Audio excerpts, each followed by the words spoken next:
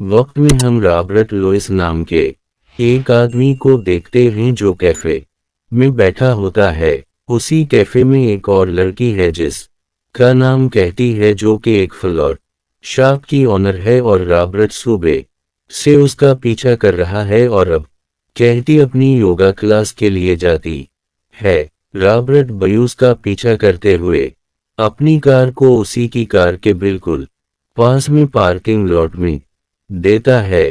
कहती जब योगा क्लास से वापस आती है, रॉबर्ट को पार्किंग लॉट में वो मौका मिल जाता है जिस मौका का उसे सुबह से इंतजार था। वो उसे पीछे से पकड़कर इसके मुंह पर टेप बांध देता है और साथ ही इसके हाथ पैर बांधकर उसे गाड़ी में रखकर यहाँ से निकल जाता है। दरअसल कहती को उसने किडनैप कर लिया है और अब वो उसे अपने घर ले जा रहा है। का घर शहर से बहुत दूर सुनसान इलाके में होता है। वकीयती को अपने घर मिलाकर इसे 10 या 10 यानी कि 10 फीट लंबे और 10 फीट चौड़े कमरे में रख देता है। ये कमरा पूरी तरह से सोनेट प्रूफ है, साथ ही अगर कोई बाहर से देखे तो उसे पता ही नहीं चलेगा कि यहाँ पर कोई कमरा है। इस कमरे को उसी तरह से बनाया गया था। रॉबर्टी को वहां पर छोड़कर निकल जाता है। कहती किसी तरह से अपने मुंह की तपे खोल लेती है। देखती है कि ऊपर एक वेंटिलेशन विंडो है जहां से वो चलाना शुरू कर देती है। तभी अंदर रोबोट आ जाता है जिसके हाथ में गन होती है। कहती ये देखकर डर जाती है। रॉबर्ट कहता है कि अगर मैं तुम्हें मारना चाहता तो कब का मार चुका होता। एथी उसे पैसे भी वफ़र करती है, लेकिन वह साफ साफ मना कर देता है। वो कहती से उसका नाम पूछता है। वो बोलती है कि मेरा नाम कथे नालिनड है, जो सुनकर रोबोट उदास हो जाता और वहां से निकल जाता है। जिसके बाद वो तेवाओं पर न्यूज़ देखता है, जिस न्यूज़ को देखकर उसे बिल्कुल खुशी नहीं होती। जिसके बाद वो कहती के बैग से इसके आई कार्ड को निकालता है, उसके नाम को चेक करता है और अब रोबोट को लगता है कि शायद उसने किसी गलत लड़की को किडनैप कर लिया है। वहीं कहती को दिखाया जा रहा है के हाथ पीछे बंधे हुए होते हैं और इसे खोलने की कोशिश करती है, लेकिन खोल नहीं पाती। जिसके बाद किसी तरह से वो अपने हाथों को पीछे से आगे ले आती है और जब रॉबर्ट अंदर इसके लिए लंच लेकर आता है तो वो उसके ऊपर हमला कर देती है और इस कमरे से भाग जाती है। लेकिन बाहर जितने भी कमरे होते हैं सबके दरवाजे बंद हैं, यानी कि इस घर से निकलना इतना आसान नहीं है। वहां पर लैंडलाइन भी होता है जिससे वो हेल्पलाइन पर कॉल करने की कोशिश कर रही होती है कि रॉबर्ट दूर से गोली चलाकर फोन को डिस्टर्ब कर देता है। इसे आप समझ में आ चुका है कि वो यहां से इतनी आसानी से नहीं निकल सकती। रॉबर्ट अब डाइनिंग टेबल पर बैठ जाता है जहां पर उसने के लिए लंच भी रखा होता है। वो उसे कहता है कि हाँ और बैठ जाओ। कहती वहां पर बैठती है। रॉबर्ट के चेहरे पर कोई भी एक्सप्रेशंस नहीं होते। वो सिर्फ कहती से एक ही बात पूछता है कि तुम्हारा नाम क्या है। ये थी उसे फिर वही जवाब देती है कि मेरा नाम कथन नोलनड है, जो सुनकर रॉबर्ट को बिल्कुल भी अच्छा नहीं लगता और अब उसे गुस्सा भी आने लगता है। उसी लिए वो कहे थे कि ऊपर हमला करने जाता है, लेकिन कथी उसी के ऊपर हमला कर देती है। ये दोनों एक दूसरे से लड़ी रहे होते हैं कि तभी रॉबर्ट के घर की डोरबेल असती है। दरअसल अब इसके घर पर काम करने वाली बाहर खड़ी है। रॉबर्ट उसी लेती को भी होश करके एक बार फिर से उसी 3 कमरे में वापस रखकर बाहर आ जाता है। यहाँ इसके घर पर काम करने वाली लेडी या बंदर आ चुकी है और देखती है कि पूरा घर बिखरा हुआ है, कई चीजें टूटी हुई हैं। रॉबर्ट कहता है कि आज मुझे तुम्हारी जरूरत नहीं है, तुम चली जाओ। वो इस से पूछते हैं कि घर को क्या हवा, और रोबोट इसकी बात का कोई जवाब नहीं देता। रसल वो इस लड़े को छुट्टी देना भूल गया था। इस लड़े के जाने के बाद वो अपने घर को ठीक करता है, साथ ही उसे और कैदी को चोट आई होती है, उसी लिए इसके गांव पर मरहम पिटी करता है। लेकिन कहती बड़ी चालाकी से इसकी मोबाइल चरा लेती है, और जब रॉबर्ट उसे 3B3 के कमरे में छोड़कर चला जाता है तो वो इससे पुलिस को कॉल करने की कोशिश करती है।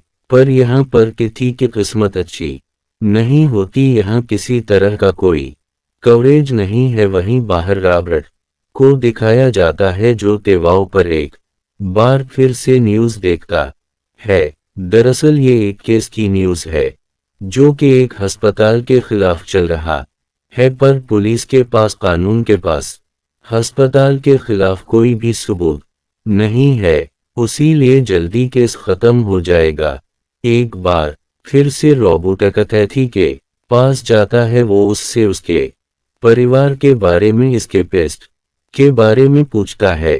कहती इसे कई सवालों का जवाब देती है और रोबोट इसकी बातों वो कहता है कि मैं तुम्हारे बारे में सब कुछ जानता हूं, तो मैं तुम्हारे मुंह से सुनना चाहता हूं।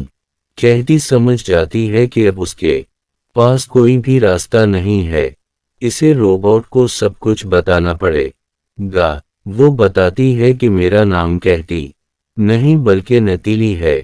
मैं 65 में एक नर्स थी, पर मेरी जिंदगी में कुछ ऐसा घटा जिस वजह से मुझे अपना नाम हलिया पहचान सब कुछ बदलना पड़ा।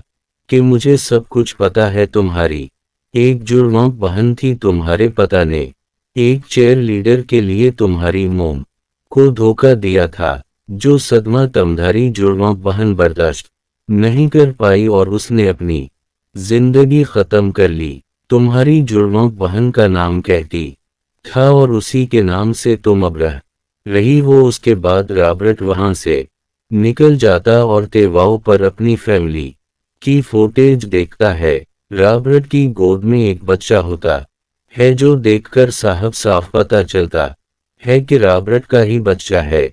वही हमें की थी यानी कि नतीली को दिखाया जाता है, जिसके पास अब भी रॉबर्ट का मोबाइल है और वो इस मोबाइल से पुलिस को कॉल करती है और मोबाइल को विंडो के पास ले जाती है। इस बार पुलिस को कॉल लग जाता है। वो पुलिस को अपना नाम और रॉबर्ट की कार के बारे में बता दी है, लेकिन किस्मत एक बार फिर से उसका साथ नहीं देता। इससे पहले कि पुलिस को और भी दतीलस दे दी, कवरेज कम होने की वजह से फोन को निकट हो जाता है। वहीं रोबोट एक बार फिर से कहती यानी कि नतीली के परस को चेक करता है। वो देखता है कि इसमें फोन नहीं है। वो समझ जाता है कि फोन उसी के पास है, उसी लिए इसके कमरे में आता है और इससे फोन वापस हासिल करके इसके फोन को डिस्ट्रॉय कर देता है। और अब रोबोट उसे साफ साफ पूछता है कि तुम कौन से अस्पताल में नर्स थी। वो कहती है कि उंगलस नर्स में। रॉबर्ट कहता है कि आज से कुछ साल पहले वहां पर तुम्हारी ऑब्जर्वेशन में 3 पेशेंट्स की मृत्यु हो गई थी, जिसका केस आज भी चल रहा है कि अस्पताल वाले साबित करने की कोशिश कर रहे हैं कि वो नेचुरल डेथ थी, लेकिन मैं जानता हूं कि अस्पताल की वजह से उनकी डेथ हुई थी और इन 3 लोगों में एक मेरी वाइफ भी थी। रसल रॉबर्ट जिस केस को बार बार तेवाओं पर न्यूज़ पर देख रहा होता है, वो यही केस होता है जो आज भी चल रहा है। डेली खेत है कि इसमें मेरी कोई भी गलती नहीं है। अगर मेरी गलती होती तो आज मैं जेल में होती, मैं आज़ाद नहीं होती। पर रोबोट जानता है कि ये किसी ना किसी की गलत है। वो कहता है कि मेरी के 1 हफ्ते पहले सारे रिपोर्ट्स बहुत ही अच्छे आए थे। आपकी मेडिकल रिपोर्ट में लिखा गया था कि मेरी पत्नी किडनी फाइल और दूसरे ऑर्गन्स फाइल होने की वजह से हुई है। ऐसा नहीं हो सकता था।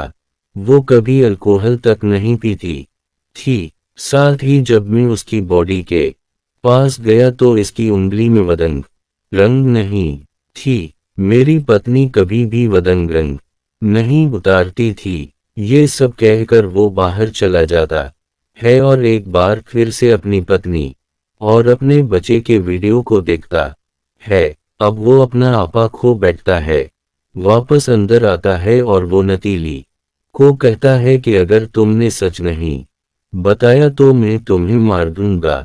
मैं अगर जिंदा रहना है तो तुम्हें सच बताना होगा। नतीली बुरी तरह से डर जाती है और वो अकपट करती है कि मैंने तुम्हारी पत्नी और बाकी दो पतिने को मारा था। बहुत पूछता है कि तुमने ऐसा क्यों किया। नतीली बताती है कि जब मैं छोटी थी तो मेरे पता हमें छोड़कर चले गए थे, जिसके बाद सोकेते ने हमें पॉडकास्ट कर लिया। इसके बाद मेरी ससटर ने अपनी जिंदगी खत्म कर ली और तब से मुझे ऐसे लोगों से नफरत हो गई जो अपने चाहने वाले अपने परिवार वालों को धोखा दें। मैं अस्पताल में जब नर्स थी तो वहां तुम्हारी पत्नी को एडमिट किया गया था। जल्दी मुझे पता चल गया कि तुम्हारी पत्नी का एक्स्ट्रा मैरिटल अफेयर है, वो तुम्हें धोखा दे रही है। इस बहुत को मैं बर्दाश्त नहीं कर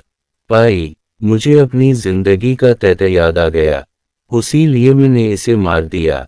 दूसरे पेशेंट जिसको मैंने मारा, इसकी दो पत्नियां थीं, ये भी मुझे गलत लगा।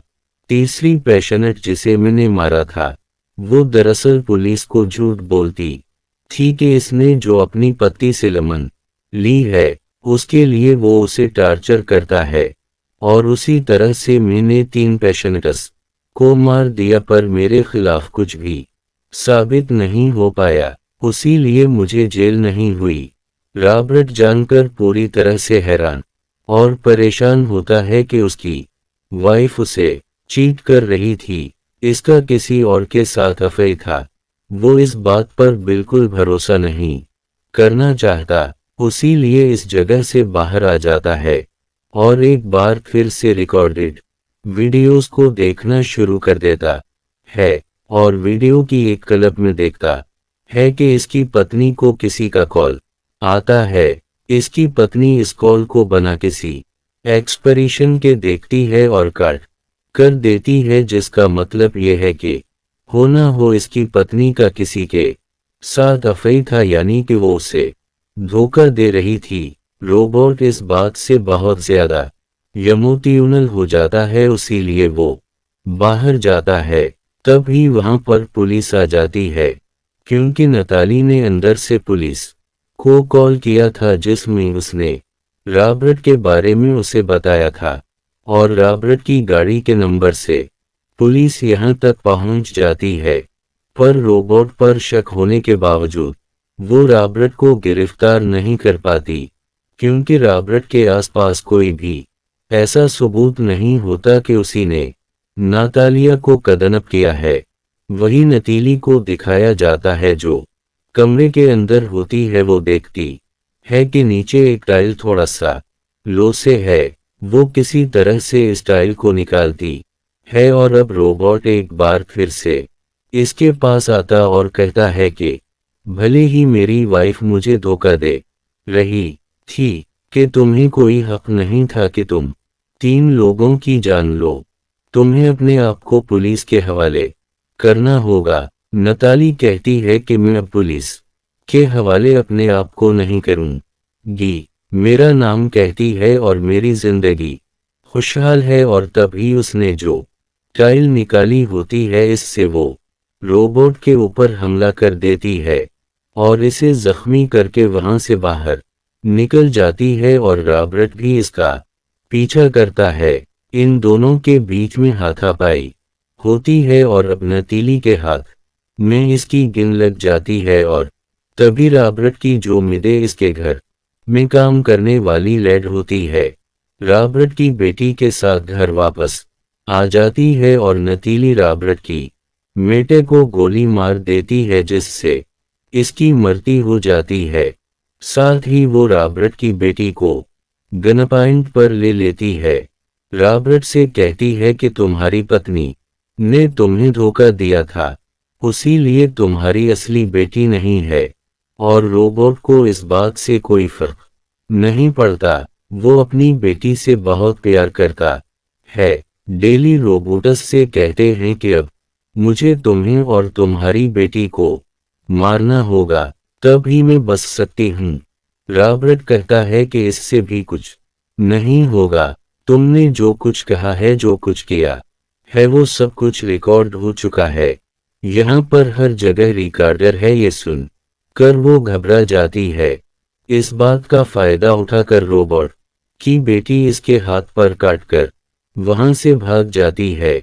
रॉबर्ट को भी मौका मिल जाता है और नाताल के ऊपर हमला करके उसे बेहोश कर देता है। और जैसे ही वो कुछ आगे जाता है, नेटली एक बार फिर से खड़ी हो जाती है, उसी लिए उसे इसके कंधे पर शूट करना पड़ता है। इसके बाद वो अपनी बेटी के पास जाता है। वो अपनी बेटी को और साथ ही इस पेनड्राइव को, जिसमें सब कुछ रिकॉर्ड है, इसे लेकर अपने गैराज में जाता है।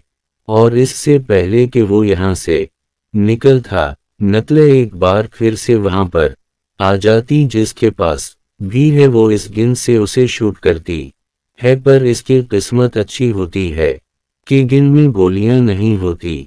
और एक बार फिर से रॉबर्ट और नेटले के बीच में हाथापाई होना शुरू हो जाती है।